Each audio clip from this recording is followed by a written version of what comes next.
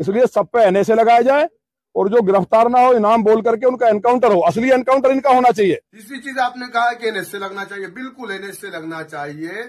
NSA उस साधु के ऊपर लगना चाहिए जिसकी वजह से आज पूरे प्रदेश का नहीं बल्कि पूरे देश का माहौल खराब है। ये अल्लाह से मदद मांगे और अल्लाह की तरफ से मदद जरूर आएगी। जो गुस्ताखे रसूल करेगा, खुदा की कसम अल्लाह उसको नस्तो नाबूद कर देगा, क्योंकि हम ला इलाहा इल्लल्लाह मोहम्मदुर रसूलुल्लाह वाले। हम तुम्हारी तरह नहीं है कि मुंह पी लिया, गोबर चाट लिया, उसकी चाटुकारिता कर ली, उसकी चाटुकारिता कर ली। तुम तो अपने भगवान के प्रति भी वफादार नहीं हो, क्योंकि अगर तुम भगवान को मानते, राम को मानते। लो भैया, मेंढकी को भी जुकाम हुआ। अस्सलाम वालेकुम, मैं आपके सामने दिल्ली से एक बार फिर अहमद रिजवी। लोनी का एक विधायक है गंद किशोर गंदन, हमेशा बकवास करता है, मुसलमानों के खिलाफ बोलता है। अब वो भी फड़फड़ाया, उसको लगा कि यह बाबा रामगिरी हरामगिरी जो है इसका मुकाबला चल रहा है नरसिम्हा स्वरानंद से, तो मैं क्यों पीछे रह जाऊं? मैं तो मुसलमानों का अति उत्तम दुश्मन हूं। आपने देखा होगा, ना मालूम लोनी की आवाम इसको कैसे झेलती है। पक्का दहशतगर्द उग्रवादी, देश का माहौल खराब करने वाला, नफरती चिंटों की सरे फहरिस्त में अगर नाम लिखा जाएगा या नफरतियों में किसी को ऑस्कर दिया जाएगा तो इसी नफरती को गंद जो है ये एक तरह की लोनी की इसको दिया जाएगा। तो ये गंद छिछोर गंदन जो है वो जाता है उसी मंदिर पे जाता है, कहता है मैं यहाँ पूजा अर्चना करना है। क्यों बे, तुझे लोनी में कोई मंदिर नजर नहीं आया? पूरे उत्तर प्रदेश में तुझे कोई मंदिर नजर नहीं आया? मंदिर के लिए भी तू स्वरानंद के मंदिर पर गया और कहता है कि मुसलमानों ने यहाँ पर हमला करा था, ये बांग्लादेशी थे, ये रोहिंग्या मुसलमान थे, ये दहशतगर्द थे, पुलिस को गोलियां मार देनी चाहिए थी। अबे वो बावले बेवक्त की पैदाइश, अपने बाबा से, तेरा जो पॉलिटिकल बाबा है ना, वैसे तो तुझे तेरा बाप के पता नहीं कि तेरा बाप ओरिजिनल कौन है, तू गुफा की औलाद है, लेकिन तेरा जो पॉलिटिकल बाबा है ना, उससे पूछ के हसीना को और हसीना की छोरी को यहाँ पर इंडिया में कैसे घुसा कर बैठा है। बड़ा बांग्लादेशी ले लेके तू लेबर पेन ले रहा है ना, और इतने साल से लेबर पेन ले रहा है, एक चुनिया का बच्चा तू पैदा नहीं कर पा रहा है। तो ये जाता है मंदिर के बाहर, ढेर सारे मीडिया कर्मियों को बुलाता है और वहां कहता है हम गोली मरवा देंगे, इनाम घोषित कर देंगे, ये कर देंगे, वो कर देंगे। और मैंने आप तमाम लोगों से पहले ही बोला था, देखो मुसलमानों सुधर जाओ। आप जो ये जाते हो एकदम से हौलाए बावले बन जाते हो, जज्बात में आ जाते हो। ये जो ये तमाम ड्रामे करते हैं ना, ये पॉलिटिकल माइलेज लेने के लिए नेता करते हैं, वो चिद्दी चोर नेता करते हैं, जिनको विधायकी का टिकट चाहिए होता है, काउंसलर का टिकट चाहिए होता है, वो जाते हैं ड्रामा, FIR का ड्रामा करा, पुतला फूकने का ड्रामा करा, हम FIR करा गए। आप मत आया करें जज्बात में। अगर आपको काम ही करना है ना, आप जाएं, एक FIR अगर आप कर भी रहे हैं तो पूरी ईमानदारी से करें और उसको आखिरी मूवमेंट तक लड़ें।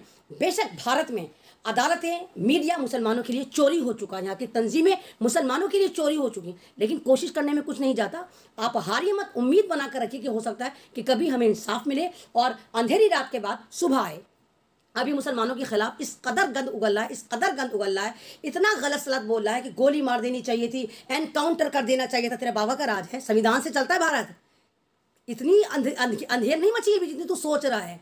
तो ये गंद किशोर गंदन जो है ये नफरत फैलाता है, उस मंदिर में जाता है और कहता है कि नहीं महाराज यमराज, स्वराज बोल ना, स्वर बोल को, नरसिम्हा स्वरानंद बोल। और मुसलमान भी खड़े हुए सुन रहे हैं।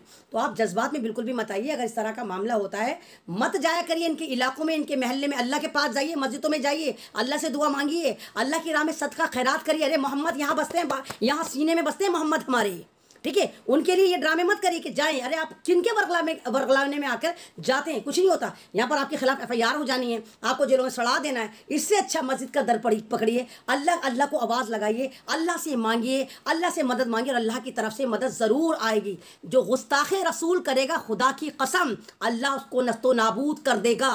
और ये जितने भी नफरती चिंटू हैं, चाहे वो नरसिम्हा स्वरानंद हो, चाहे वो हरामगिरी हो या गुंडा मवाली अपना आपको विधायक समझ रहा हो, गंद छिछोर गंदन, आए मेरे पास आओ और मेरे पास आकर रसूल पाक की शान में गुस्ताखी करे।